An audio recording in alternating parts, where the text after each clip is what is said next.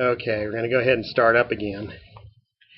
What I'm going to do now is we're going to start talking about the components of a worldview in light of all these things we've been talking about. And the way I've addressed this, and this, by the way, is going to give us an opportunity to talk about the most important issue we have to discuss tonight, which is what about God and what can you say about God and what does that mean? But I'm going to talk about the components of a worldview, and right here for our little camera thing, I'm going to show our audience a picture of the little worldview tree that I have right here. And you can see what I've done is I have taken the great questions, or some subset of the great questions. The theological question about God I've put at the bottom. The logical question about truth I have right above that. And what I've done is I've arranged them in a tree, and the purpose of the tree is to, in some sense, put these into a hierarchy of dependence. What things depend on what other things? What must you, if you're building a philosophy or a worldview or a systematic theology, what things do you have to get figured out first? I'll tell you where people go wrong in theology all the time is they don't start by thinking about God and the Scriptures. They don't think about that. Think about something like liberation theology, for example, or feminist theology. They start thinking about something else. The whole thing is predicated on some effect way up here instead of some fundamental idea. So if you believe that the way to understand the truth of the world is to see everything in terms of class struggle between the oppressors and the oppressed, and there have been a lot of worldviews that have started with that. Liberation theology is one of them, right? There is class struggle primarily based upon race, and it has components of gender, it has components of financial inequality, it has components of injustice before the law, but the bottom line is it's us against them. And we're going to establish a worldview that founds and derives everything else in light of this notion of class struggle. That's what Marx did in the Communist Manifesto, which he published in 1850 or 1848. Interestingly enough, he didn't publish it in Germany, where he was from, because they told him to get out of here. You know, we're going to string you up if you stay here. So he fled to a free country to write about communism, where he had the right to do that. Right? So he fled to England to write his Communist Manifesto because he couldn't write it under the kind of government that he was proposing. And for him, it was all about class struggle. It was about the proletariat, which is the common man who is the worker, the hand, the agent that actually performs labor. That, for Marx, was the foundation of any economy. And that's where the power should be, and that's where the value was. Unfortunately, according to Marx, the order had gotten inverted, and the bourgeoisie, the merchant class, the bankers, and all those other nasty people had taken control and were, oppressing the worker, who was actually the possessor of what really had value and power, the ability to do work, the hand. Of course, he never worked a day in his life, and he had some wealthy friend that paid all his bills. Yes, right. I mean... Okay, yeah, that's exactly true. Think about this stuff. Yeah. He is the worker. He's the one who works. Not physical labor, but he just... He didn't do any work at all. No. But anyway, but that's a worldview that was based entirely on the notion of class struggle. And that was the fundamental concept, and everything else had to be derived from that. In particular, that meant that politics and culture were essentially matters of economics, right? So who owns the means of production? Who owns the land which produces crops? Who owns the factories that create goods and manufacture things? Those means of production, which he referred to as capital, should not be controlled by the bourgeoisie and used to oppress the people that actually worked the land, worked in the factories, and did the stuff. His theory was that if we actually got things back into the proper order, so that this ruling class of financial shenaniganers was pushed out of the way, and we got those parasites off the back of the proletariat, then government would no longer be necessary, and it would wither away. Those are his exact words.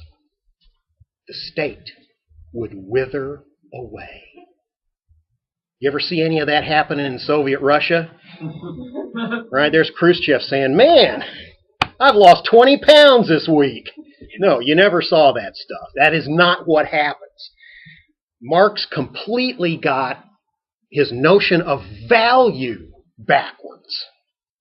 That's the mistake that he made. Everything was based on valuations, economy, the hand, the worker, and he made that foundational and fundamental, and everything became viewed through this economic lens, and it was all about dollars and cents or Deutsche Marks or zlotys if you're in Poland. And it completely ignored the much more powerful and fundamental force of human nature that wants to better itself, that isn't interested in falling down and selflessly servicing the state. Right? That's not human nature. That is not what people do. And once people get in charge, they're not going to wither away. That never happens, and it's never happened in any communist state in the world. And it never will happen because that's not the way human nature works. He got it wrong because his worldview tree started in the wrong place.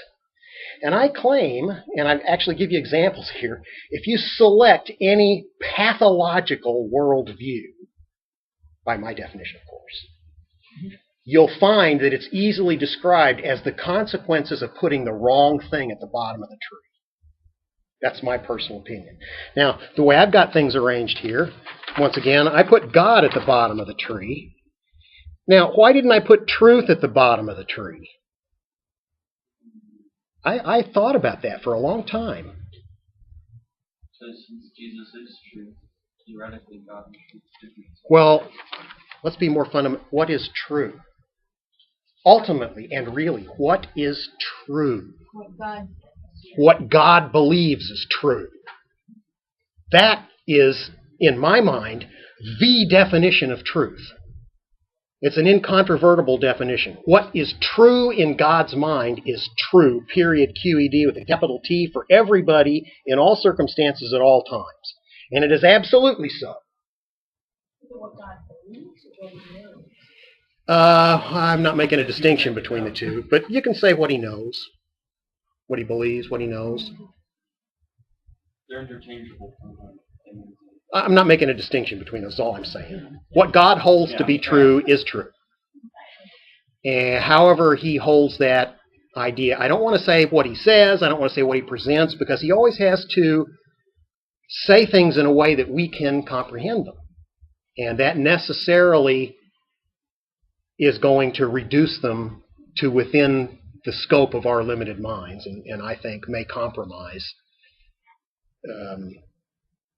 all that a particular aspect of truth indicates. I think, every verse, every Bible verse has a whole universe of meaning in it, behind it, underneath it. And but in any sense, so I had to put God at the bottom because God is not only the foundation of all the earth and what is right and good and beautiful and just, but he is the foundation of what is true. And in him there is no darkness at all, right? There is no untruth in him. In Titus chapter 1, he is referred to as haopsudes theos, the unlying God. King James translates it as the God who cannot lie. See if you can come up with another verse where the scriptures say there's something God can't do. Well, whatever you think about that, he has to be the foundation for me. And so my worldview has to start in him. If anything else is in that bottom place, then my worldview can necessarily be no more firm than whatever it is I put in the root of the tree. If I put my view of culture in the tree, or I put my view of ethics at the bottom of the tree, then to the extent that my ethics are not right 100% on, the rest of my worldview is going to be teetering back and forth. And so I want something on the bottom that is absolutely perfectly reliable and without fault. And so that's why I put God at the bottom. The next thing I put there was truth, because until you have established what is true and how the truth is determined, you can't really make assertions about anything else. It's like trying to reason before logic is invented. Right? Okay, well, let me just kind of think about this math problem. Somebody ought to make numbers so that this would be easier. You're not gonna make a whole lot of progress there. By the way, truth has been around for a long time. If you go to Proverbs chapter 6, 7, 8, 9, there's a whole discourse which is spoken by, well, she refers to herself as wisdom. I'm just going to call that truth. Accurate, proper knowledge and understanding. Wisdom. And she says, God asked Job a question. Remember the question God asked Job? Where were you when I did all this stuff? When I laid the foundations and I told the waters to stop here? When I raised the mountains up with a thought? You know what wisdom says in Proverbs? She says, I was there. I was there when he laid the foundations of the world. I was standing right there. He did it in wisdom. Now, whether you think that's an actual being or creature or anything, that's apart from things. The fact of the matter is, that tells you right away that we live in a teleological world. A world that is the product of design and planning and thought, and that there is some kind, and I won't say a human kind, but there is some kind of rationality to it. I think human rationality is very limited, and I think mathematicians have known that for a long time, and I can give you specific examples, but that's an interesting discourse in Proverbs. It's eye-opening when you think about that fact. So I put truth next, and if truth was there at the foundation of the world, then that has to be prior to anything that's part of the created order, because it was there before. Does that make sense? I mean, that's probably a little naive, I suppose, but just thinking in terms of the way things go in our experience, stuff that was there before can't depend on stuff that showed up later. That's kind of natural to me. And so in my worldview, I believe that questions about man, that's sort of the human part of our world, the world system, government, social interaction, ethics, morality, those are all parts of the man thing. And stuff about the world, science, metaphysics, whether the world is substantial or ideal or whatever it actually is, monistic, pluralistic. Those questions are all subsequent to the notion of the establishment of the world. at which we know truth or wisdom was present. And so I put those things next. Now, once you have established your beliefs about God, think about this now. I'm going to use the first part of this tree. You ready? Here's what you do with this tree. I'd like to decide what's true. I'd like to know whether anything is true. Right? Is anything true? Well, where do I start when I'm trying to figure out stuff about truth? I start with something that's lower in the tree than truth is. That's the purpose of the tree. It tells me where to start. Okay? If I want to know about truth, I have to start with thoughts about God in my worldview. So, thinking about the nature and character of God, what's reasonable, rational, what presents to my mind as true about truth, as knowable about truth? Well, it exists. It exists eternally. It's the product of a mind which has thoughts, not just a block of uranium that is decaying at some random rate and things happen. It's not like Schrodinger's box where you don't know what's going on inside. There really is something in there.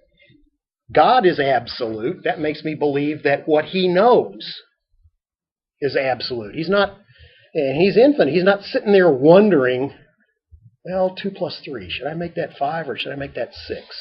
Now, whether He makes it 5 or 6, you know what? He's made it something. And that's the truth. And it exists. And it exists apart from my knowledge of it. It exists no matter what you call it. That's right. Whatever I end up calling it, whether I ever even know about it or not. I mean, I could tell you that there are pixies doing a dervish on the backside of the Andromeda Galaxy right now. And you couldn't prove me wrong, baby. Right? Okay, well, ignorance is not evidence, as they say. Evidence is something. Yeah. But I'm saying you can't prove me wrong. What you should say is absence of evidence is not evidence of absence. Right. Anyway. What does opinion mean? Well, that's an excellent question. Opinion is, in many ways, a matter of preference, which is generated by a mind that is not omniscient. See, I would say that God doesn't have opinions. Right. Because when He thinks something, it's not just an opinion. It's actually true. By definition, if you want. Wait, say that again. A matter of preference generated? A matter of preference that arises in a mind that is not omniscient. That's what opinion is. I mean, if I knew everything, I wouldn't have opinions. I'd just know everything. Right? I mean, I could ask you this. I could ask you this right now. In your opinion, who is up here in front of this class holding a bottle of Coke Zero? In your opinion.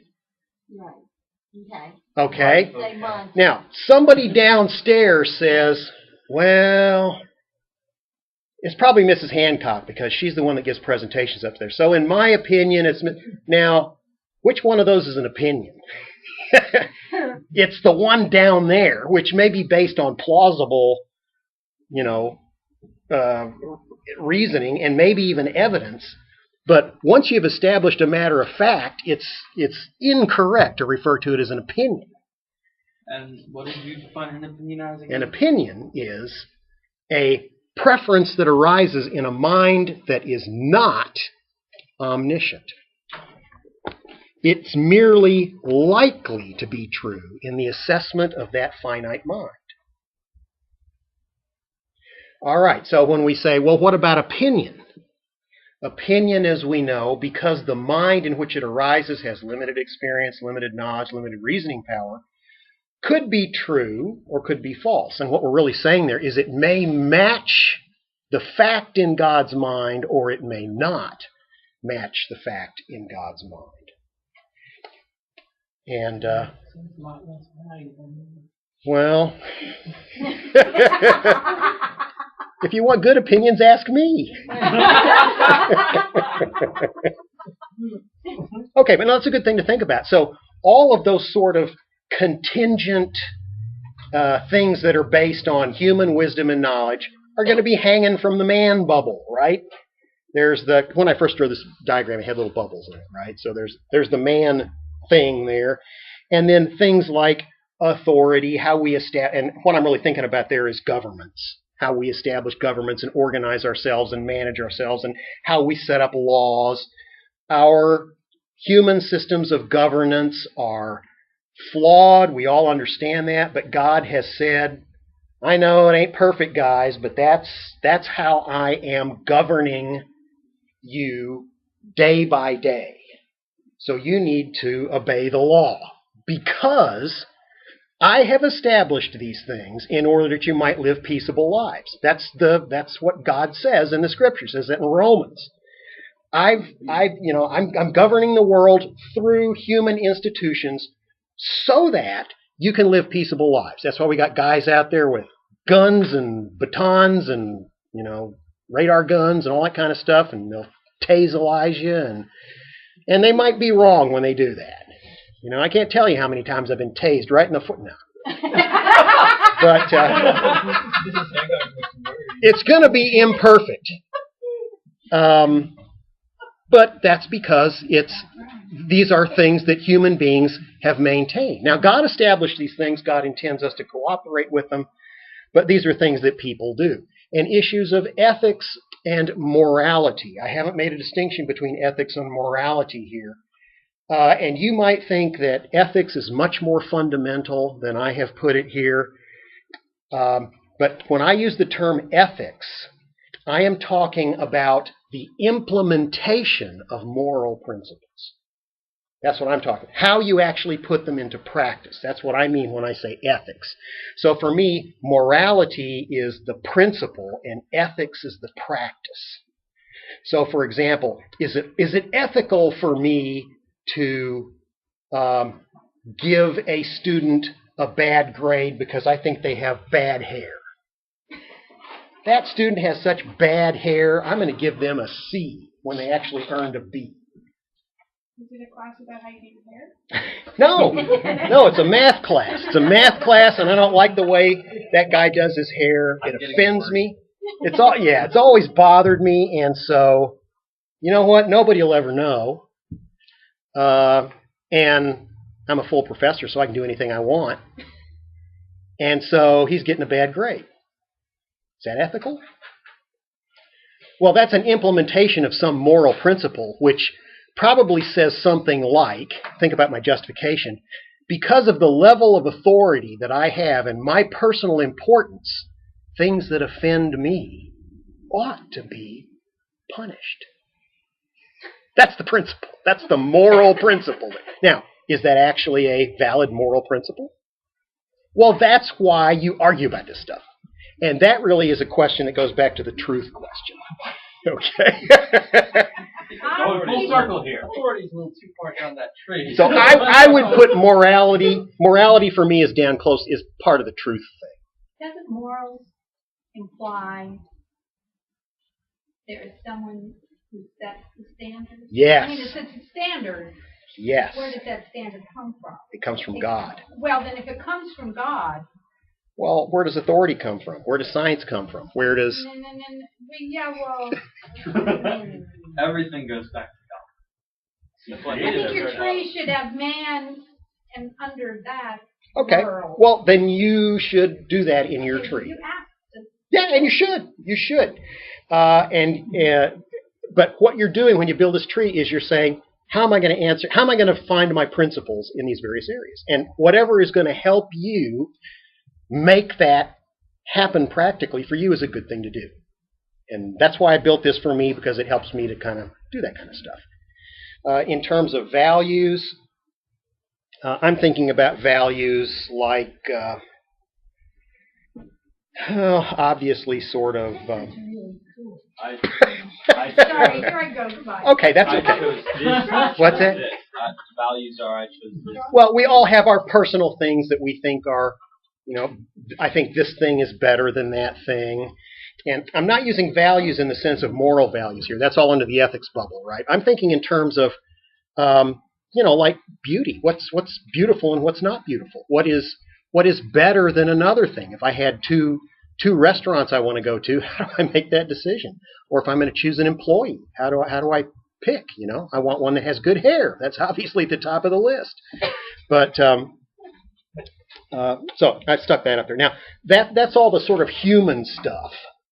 And then over on the other side, we have the stuff which is stuff having to do with the created order that is not contingent upon man's action. If the earth were to go out of existence, people could argue that it would be pointless to talk about authority, ethics, and values. They could argue that it'd be pointless. Yeah, they wouldn't be here. Because if there's no people, there's not going to be any reason for government or any of that other stuff. Laws, what's that? It's just stuff that was written on paper and then all burned up. December 21st, 2012, when the world exploded. If all the people, are dead and gone, then that whole side of the tree is gone. Now we're just talking on the world side. That's the created order. That's the part that God directly governs himself, enforcing. And this is a question you can ask: does he enforce natural law? Is it enforced in some other way? Is the world just a machine like a clock that runs on its own, and he set it up and it's going to do its thing, and he doesn't have to intervene anywhere to keep it running properly? Well, it would be deistic if he then, went to lunch. All right? I mean, he may be standing there watching it. Wow, this is really cool. Look at that. And that's not deistic. It's a question of immanence. That is God immediately present or not? If he sets it up so it doesn't need him to do anything else, and then he goes elsewhere because it's boring, then he's not immanent, and that's deism, right? God helps those who help themselves because he's, at Red Lobster having dinner. What I mean is, God's not looking over your shoulder when there's something wrong. That's true. That's true also. Okay, so now on the next page I have some examples of what I claim will go wrong if you put the wrong thing too low in the tree. And I'll just let you read through those and see what you think about those. Some of these worldviews, I think, are the result of people putting the wrong thing too low. For example, if you put man down at the bottom, man the measure of all things, then you end up with a humanistic worldview, and then you have God up at the end somewhere as a quaint idea that certain unenlightened humans happen to have. And that's where he ends up in your worldview tree. Placing man too low in the tree can lead to the acceptance of humanism, triggering the nauseating slide to Neil, now that's actually a pun. It's actually a joke. Because as I was starting to tell you, Sartre wrote a book describing his own experience of existentialism and, thinking about the gnarled tree that was absurd and a lot of the kind of stuff, and then having to make these meaningless decisions. And so he wrote another book talking about, the title of the book was Nausea. So that was the feeling that he had about his worldview. It nauseated him. Well, yeah, you'd think. I don't know. Why do you think that it was significant to tell people this? Well, that's my question. If you're an existentialist, why would you ever write a book? I don't know. None of it is of any importance. Okay, well, anyway. Okay, and then I give you a list of what I think God says or what the Bible says about these elements of the world. Well, let's talk about God, the theological question. Does a personal God exist? Now, that's my yes-no question for the theological question. Is there such a thing as a God who is a person? I included the word personal specifically to indicate that I'm not talking about, the blind watchmaker of Einstein, who is sort of a mindless force who causes the world to work together in a certain way. I mean, for Einstein, God was not a person. God was a collection of principles that could be described in terms of equations, in some sense, and did not have a personality, did not have a will, was not concerned about you or me, and didn't have any plans for us. So, but if a personal God exists, then if you say yes to that, then you have a whole host of questions that immediately pop up.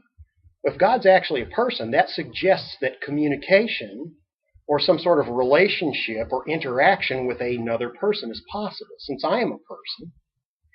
And if, as the Bible says, we are created in God's image, then that suggests that we are probably equipped for a relationship with God, because we are like Him in some sense. So that question is, does a personal God exist? Lots of people, of course, said no. If you were around when I was a little kid, back in the 60s when the space race was going on, and Yuri Gagarin, who was the first guy the Soviets actually told us about, God rest the rest of their souls. But he of course, he started an amazing tradition of peeing on the tire of the bus that took him out to the rocket, which all Soviet cosmonauts have been doing since then. Guess you had to be there. That tire must be really very I'm sure. I imagine it's not the same tire, but dogs.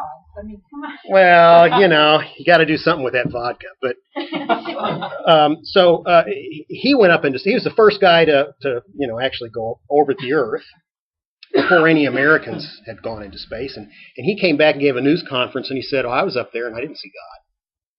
And everybody thought it was really funny, he's up there in space and he didn't see God anywhere. Let me tell you, he's still not seeing God.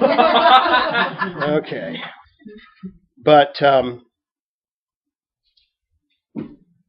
Neil Armstrong.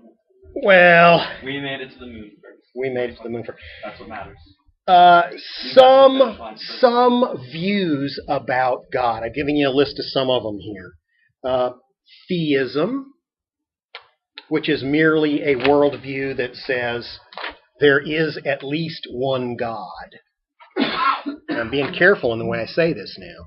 If you say you're a theist, that in no way suggests that your faith is orthodox. Right?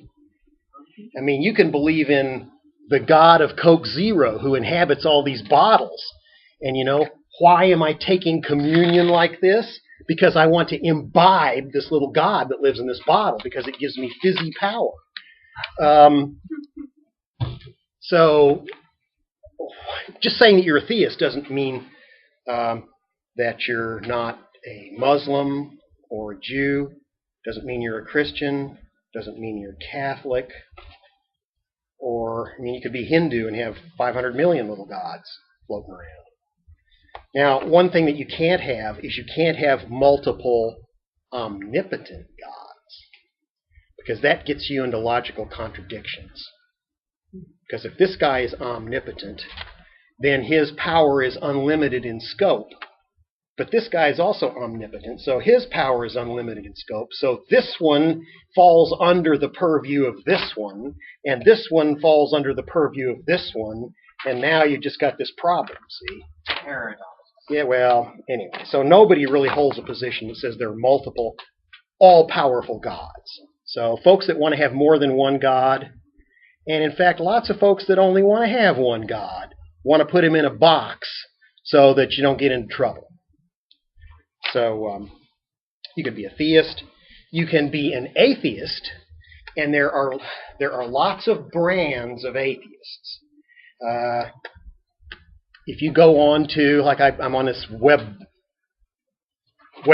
blog that I go on all the time, and there are a lot of atheists on there. But if you go on there and you say an atheist is a person who believes there is no God, they'll pounce on you, because there are a lot of atheists who don't say that.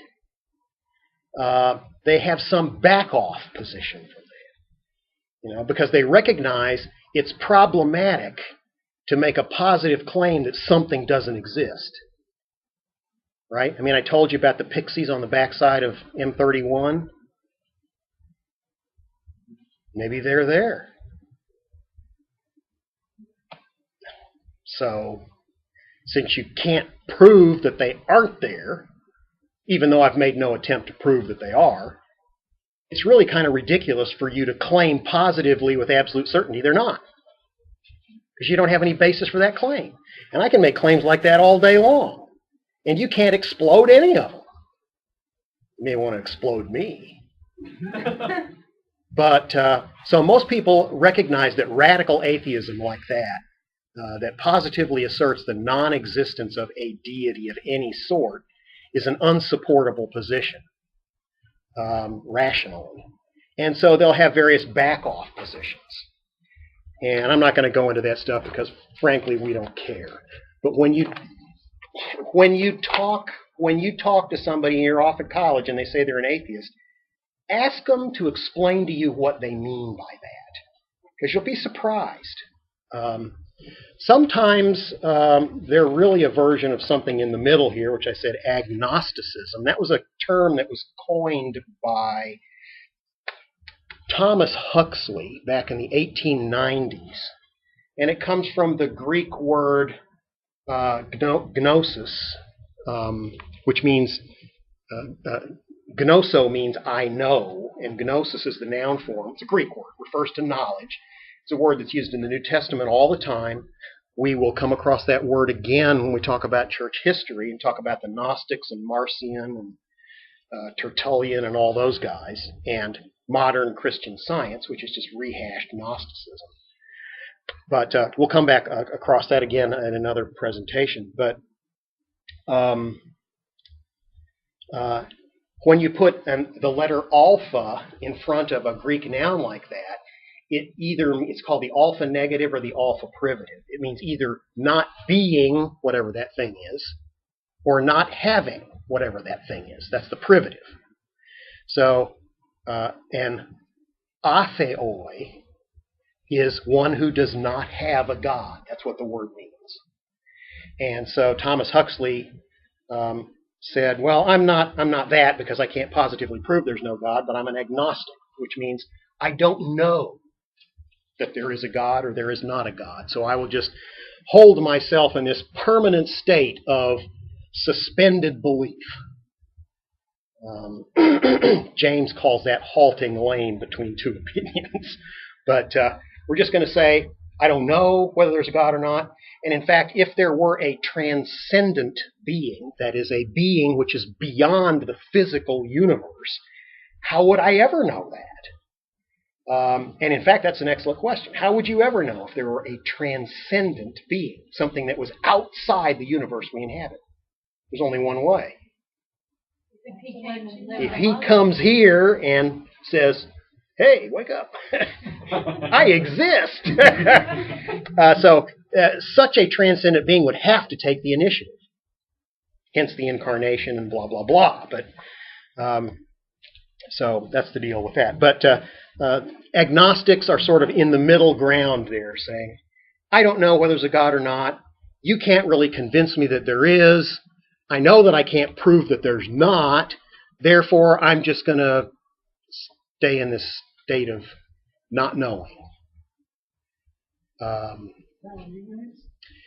Yeah, that's what it is. Ignorant and proud of it. I mean, that's really what agnosticism is all about. Ignorant and proud of it's what it usually boils down to. And most people fall into one of those three categories. So let's look at the various conceptions of God. I've given you a list here. These are things that have come and gone over past ages. I've tried to arrange them more or less in historical order, in the order in which these ideas arose. First one I mentioned is polytheism. Of course, poly from the Greek adjective for many, multiple gods. The most primitive form of polytheism mean, if you're looking for sort of arbitrary assessments of worldviews, the most primitive one is probably animism, which is a theistic worldview because it posits the existence of gods, but it says that every object in the world, every single one, is inhabited by a spirit, and that spirit is responsible for the properties of that object. So an animist might say to Galileo when he pulled the rock out and dropped it, why does the rock fall to the ground? Because its spirit wants to be close to the ground and pulls it to the ground where it wishes to be. Prove I'm wrong. In fact, I can look at any phenomenon like that and I can say, wow, that phenomenon happens the same way over and over and over. I'll bet that's because there is a spirit that has purview over that phenomenon and likes it to happen a certain way. And that's why it happens that certain way all the time, because the spirit that is responsible for that process or whatever it is causes it out of a desire for it to happen that way. Zeus, like. Prove I'm wrong. In other words, there's a spirit in everything, right? In him we move and have our being. Yeah. It's almost, it doesn't contradict. Right. In fact, that was a Greek poet that Yeah. Paul was He was quoting. That's right. So interesting. Okay. Now, let me point something out here. I mean, we think that, I say that's the most primitive. We kind of laugh about that. There is not one whit of difference between that and the model that we all believe today. Why do massive objects orbit other massive objects? Well, there's this force of attraction. God designed it that way to keep it going. Yeah. We changed our The same vocabulary thing. a Well, little no, bit. that's what I'm thinking. Well, Einstein said, no, guess what? There is no force of attraction. And that model doesn't even make sense. Actually, it's because the space itself is bent by the presence of these gravitating masses. Oh, really? All right. Why does bent space cause objects to move that way? Well, it's because objects want to follow paths of least action. So there are geodesics in this bent space that objects will follow because those are paths of least action. And I'm going to write the Lagrangian for you right here, and there's all these equations, and pretty soon, it's a wood sprite. That's what it is. It's nothing more, and I'm a mathematician, right? It's nothing more than tacking a descriptive name on something you don't understand. And you might as well call it a spirit. You might as well. Because I can create a version of gravity where I attribute everything to little spirits that act just like inverse square, guys pull on little ropes and they're all green, but they're an invisible green. All right? And I can create this whole universe and I can explain everything in terms of little spirits doing stuff. And you can't prove me wrong. Okay. And that's actually the whole basis of Avatar. To me, I don't know. Pantheism. Oh, really? Yeah, Mother Earth. Yeah, well, let's get there. Okay. It's Gaia, actually. Okay, so that's a form Obviously, of we're off of the spirit now. yeah, that's a form of polytheism. Henotheism. This was popular back around the time of the Old Testament. Henotheism refers to gods that are associated with different regions. Like the Philistines had their god. It was the god of their country. The Israelites had their god. And of course, all the people around them just thought, oh, he's another local god. And when Paul comes down and he says, let me tell you, there's a God who is over all. He's talking in the Agora, Mars Hill and all that kind of stuff. That was a great idea. I mean, one God that kind of covers the whole thing. 20% less filling or whatever it is. So that was an odd idea. So henotheism, national gods. Pantheism, which is what Joan is mentioning, that is that the actual universe that we inhabit is itself God. And there are various versions of this. It could be, well, then what are we? Well, maybe we are ideas that God is having, and we inhabit his mind or imagination, and his mind or imagination is so powerful that we can actually believe that we have an independent existence and that there's all this stuff and everything else, and sort of solipsistic. Matrix again. Yeah, Matrix The again. end where we Exactly. Anyway, God is everything. Do you know anybody that believes stupid stuff like that? Not that I know. Oh, absolutely you do. Yeah. Well, I'm not going to say. Not that I know believe that. Did anybody watch a television series called Cosmos? Carl Sagan. That man was having a religious experience as he was talking about the universe. You know, and he'd talk about the universe, get this big grin on his face, and they'd play this funky music in the background while filming up his nose. You know? He died when they were in first grade. Well, oh yeah, they don't remember Carl Sagan. Billions and billions. I've heard The that. guy that wore bell bottoms on I'll go 60 look him Minutes, up on and YouTube when they get yeah, very arrogant fellow. He was at Cornell for years and years, but he was an authentic scientist. But he was a pantheist, no doubt about it, and he would have owned that. That's sort of Star Wars is Force. No. Well, Forces and everything. they kind of resolved that a little bit when they attributed it to the midichlorians later on. But initially, if you just thought of this force that permeates the universe and the force itself is not arising from something, but actually constitutes the universe, then that would be that's probably more of a panentheistic God, which is another one of our things. Panentheism.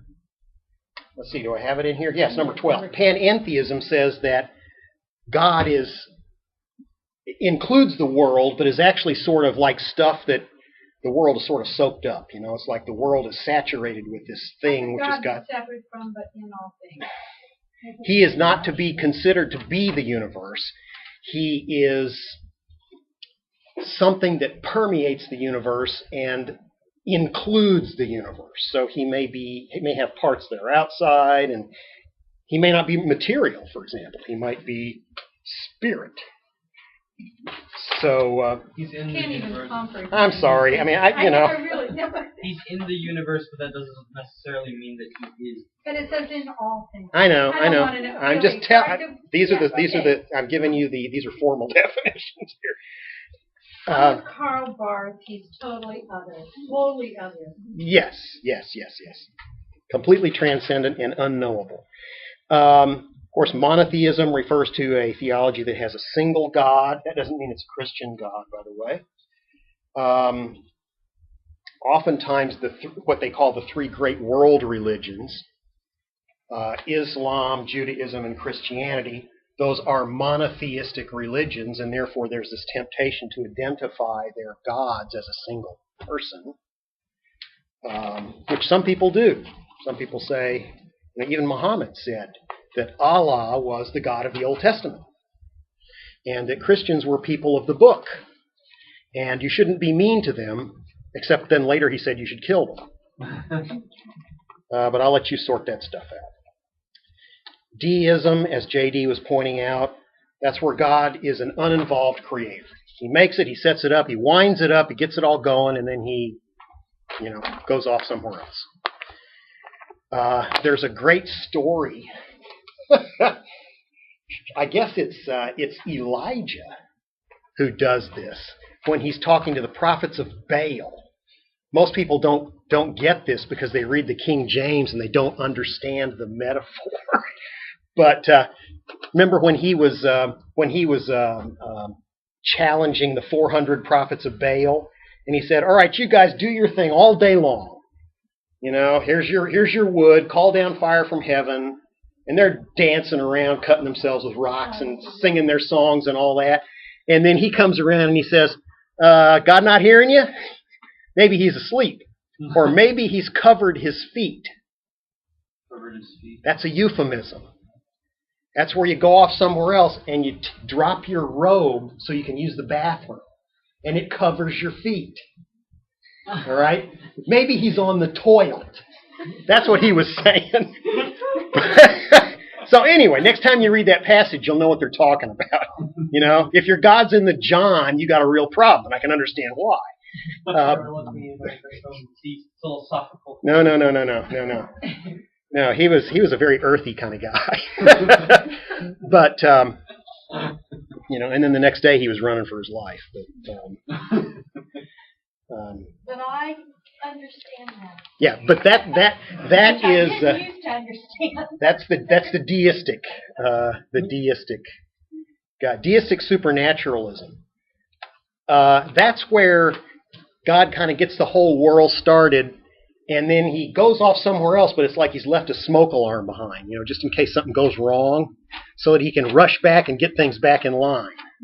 Oh man, I didn't know they were going to do that, you know, so I got to tweak this up a little bit. And, okay, now it's humming again, and he goes off and does his thing. So it's like he's not really here engaged and involved, but he comes and tinkers every now and then. That's sort of the, you know, God helps those who help themselves. It's like if you really pray really hard, he might come over and just really do something miraculous for you. And you just don't know. There's no guarantee. Maybe it will, maybe it won't. Sort of capricious. There's a scripture that I just read recently that kind of says that, and it said, I just read it to you, JD. It was in, I think it was in Psalms, and it talks about, right, but not the reference. And he talks about, no, it was in, maybe it wasn't in Joel. Anyway, It sounded like it was. anyway, it said, you know, rend your heart. And, God may relent. And who knows? He may even turn and leave a blessing. And it was just like, I was like, yeah. You know, who knows what may happen? Well, and then you have the whole scenario with the pool of Siloam, where the preceding verses say that every once in a while, and I'm not sure, I don't know what to say about this, but every once in a while God would send an angel down who would stir the waters, and whoever got in the pool first got their healing. Yeah. And everybody else would just, you know, that sounds very capricious to me, but Yeah. Well, Is that in the Old Testament? in Jeremiah, New Testament. in Jeremiah, where he tells Jeremiah to go tell them people something, and Jeremiah says, "I go tell those people something, they're going to beat me and throw me in a pit again and be mean to me." And God says, "Who knows? Maybe they'll listen this time." So he goes off and does it, and they beat him up and throw him in a pit and are mean to him. You know, and it's like, oh, what the heck was that about? Yeah. Well, and here's the point. I said anything else? When you know, we don't understand this stuff, quite frankly. And you know what? My children didn't understand everything I did either, but most of what I did made sense. I mean, there was some rationale I think it makes sense when they turn 30. there. Well, Maybe that's it. decided what it meant, but you're just do what God says, no matter. Right. You're not responsible for what happens. Right. Yeah. Okay, so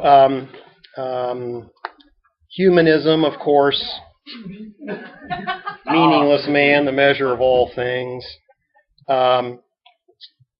Which is But your soul. promoted heavily in the public schools, in the gifted programs. You're gifted, you're better than me. Oh yeah, the whole notion of the whole self-esteem paradigm is predicated on the notion that humans are fundamentally good and have intrinsic value.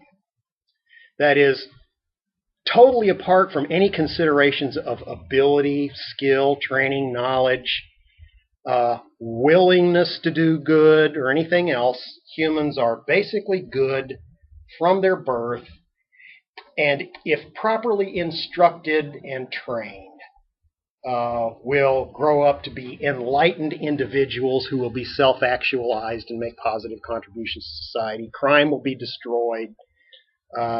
You know. Because the jails are full of people with self-esteem, I think is Well, and what's happened is what you end up with when you try and implement something like that as an educational policy is you end up giving false praise for people's mediocrity. You know, you don't want to bruise their self-esteem because then they're going to become a serial killer or something like that, worse than Frankenstein or Dr. Jekyll or something else.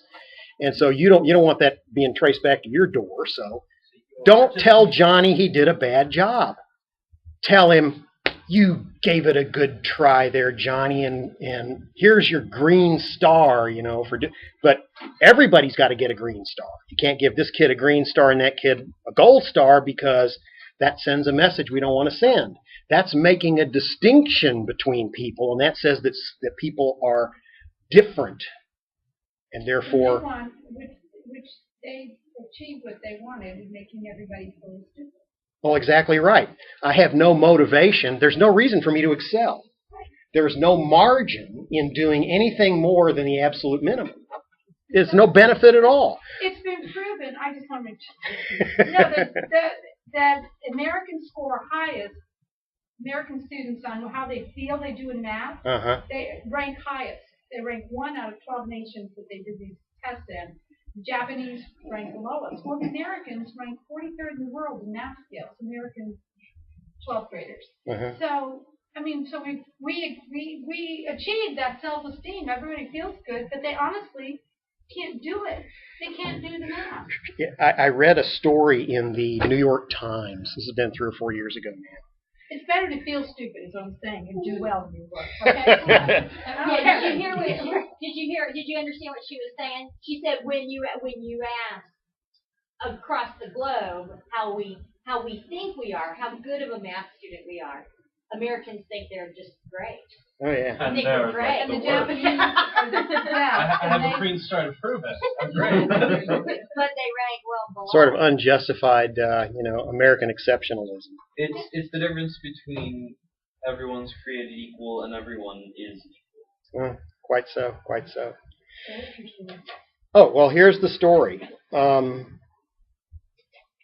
This was in New York Times. New York Times, and the story went like this. It was talking about, and they'd done a bunch of interviews with college professors and various academics, and I've had the same experience myself. Just had it this past semester, in fact.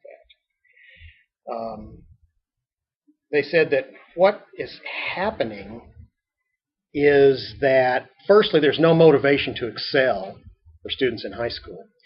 And so what happens is they arrive at the university unprepared for university work. And the first time that they get a realistic evaluation of their work from a faculty person, they're devastated, because they have never had an honest assessment of their capability before. It's a body blow. And they talked over and over again about these kids who basically had their whole self-image destroyed because of this focus on their self-image. What it did was it created a phony persona. They were living in an illusion. It wasn't them. And when somebody said, "You don't know anything about math, do you?" And that's what happens, university classroom. If I got a student that I don't have to do it quite like that, but if I got a student that comes in and they don't know what they're doing, well, that's tough.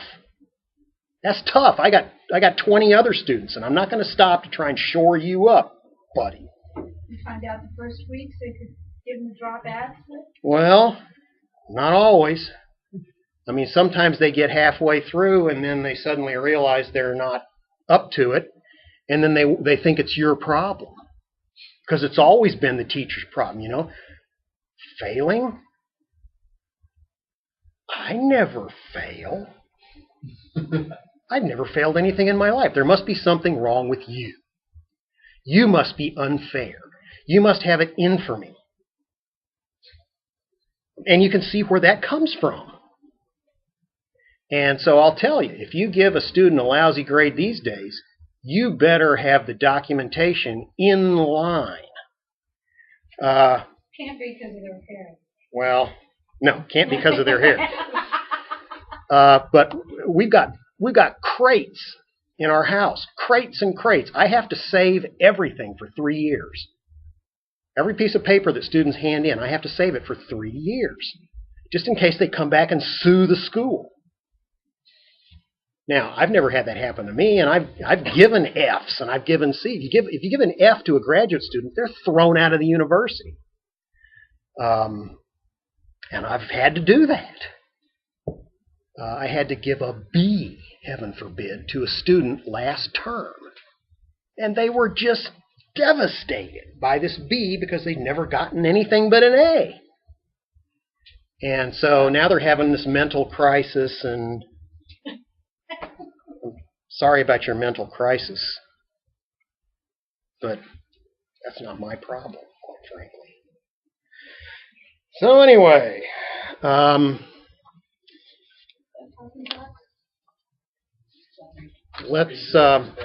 let's wrap up tonight in our discussion of truth and as it relates to God with a few comments about arguments for the existence of God. And I've just given you a list here.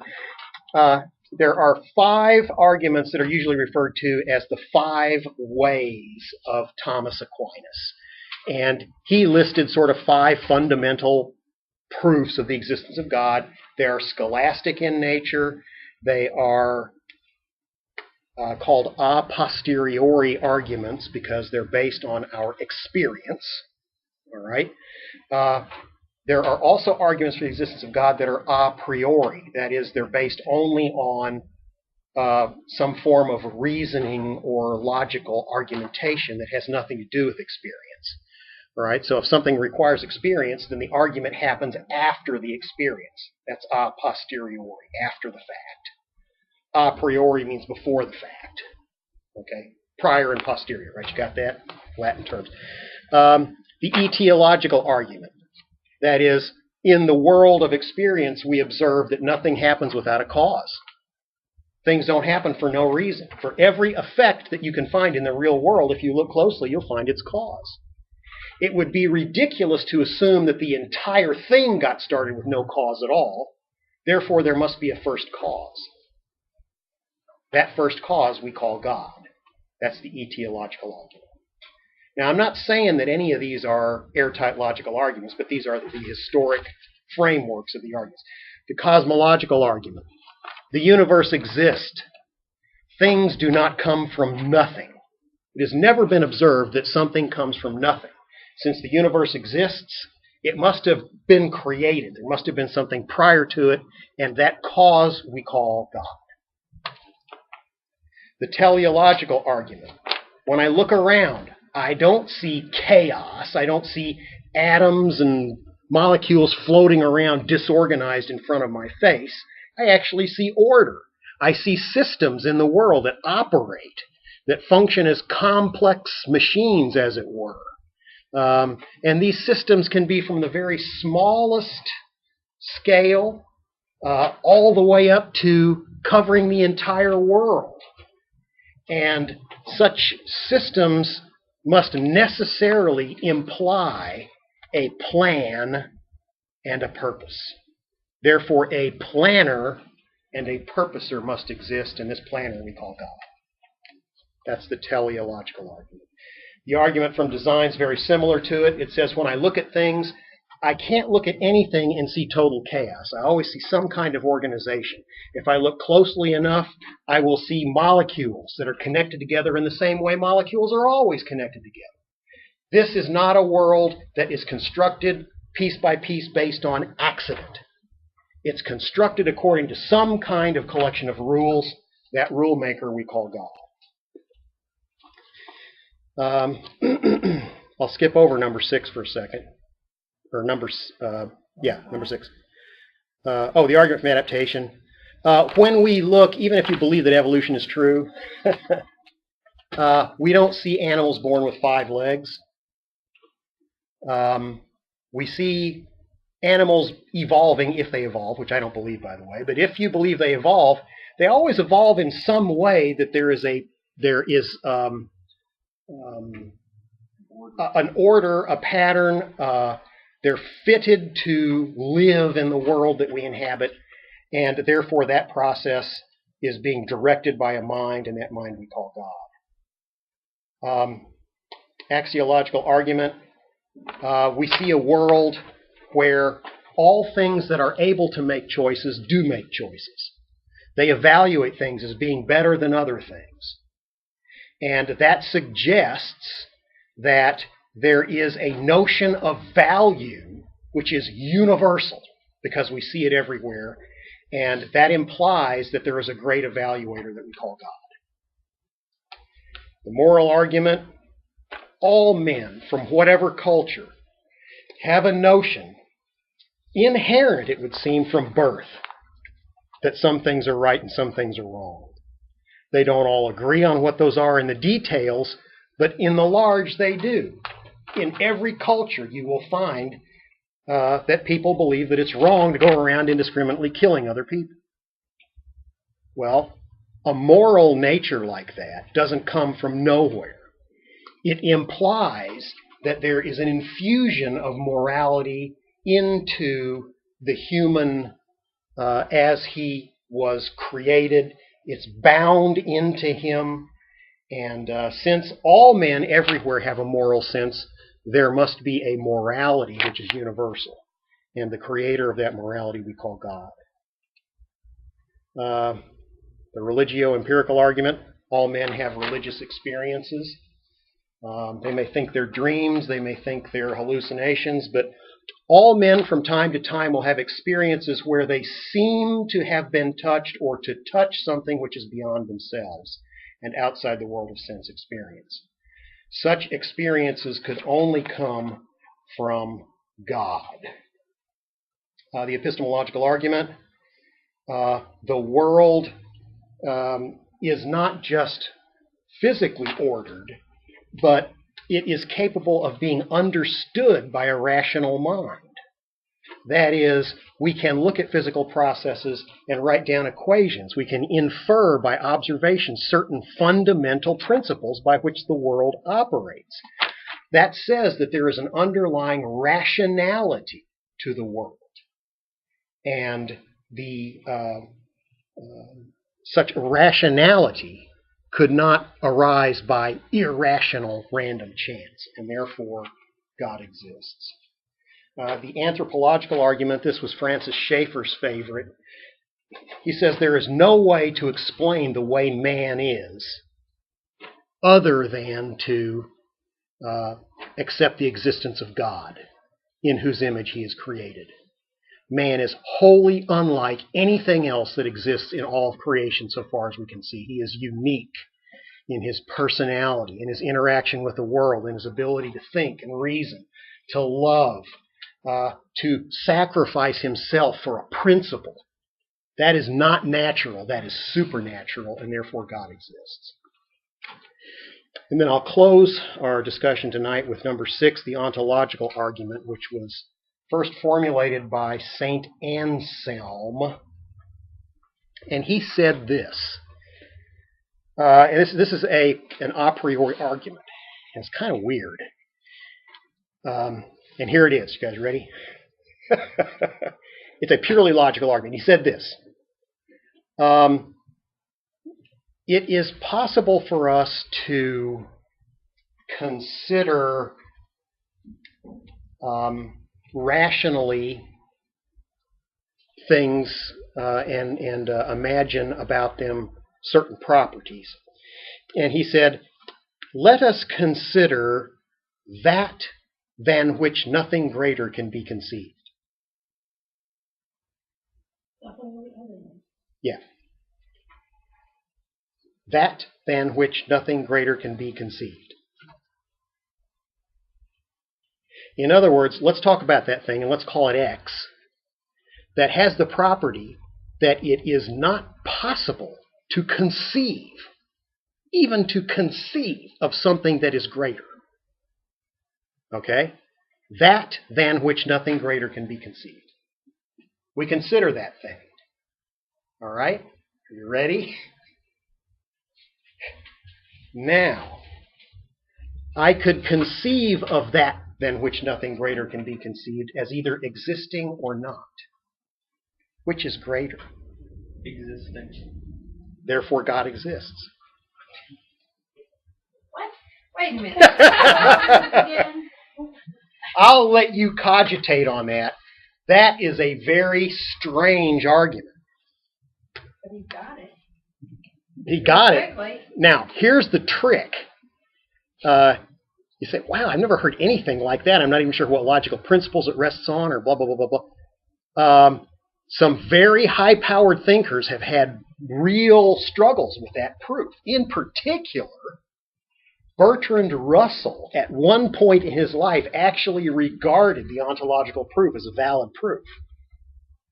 He checked it out. Well, of course he did.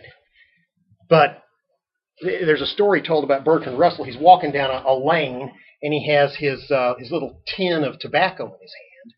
And it says, and he stopped, and he tossed the tin of tobacco in the air, and he said, the ontological proof is valid. He later rejected it, but the point is, that man is a multi-century world-class mathematician. Mm-hmm. Skills far beyond mine, or anything that I've ever seen, all right? So, when someone, and he was a philosopher, of course, of first rank. He and Alfred North Whitehead wrote the Principia Mathematica, where they attempted to construct all of mathematics from scratch. Anyway. Which one ended up in the middle? No, wait a minute. That's a bad. Maybe neither one. Some of those guys. Some of those guys had some problems, yeah. But so what that says is that whatever you think of that argument, it should not be dismissed lightly. Oh, I don't. Actually, I'm hearing you. I wish you'd say it again. Let me say it again. There's a lot I there. wrote it all down. Okay, for those of you who are with us, I'm going to turn you off here because I don't want to burn up stuff, but we're going to talk about the ontological argument.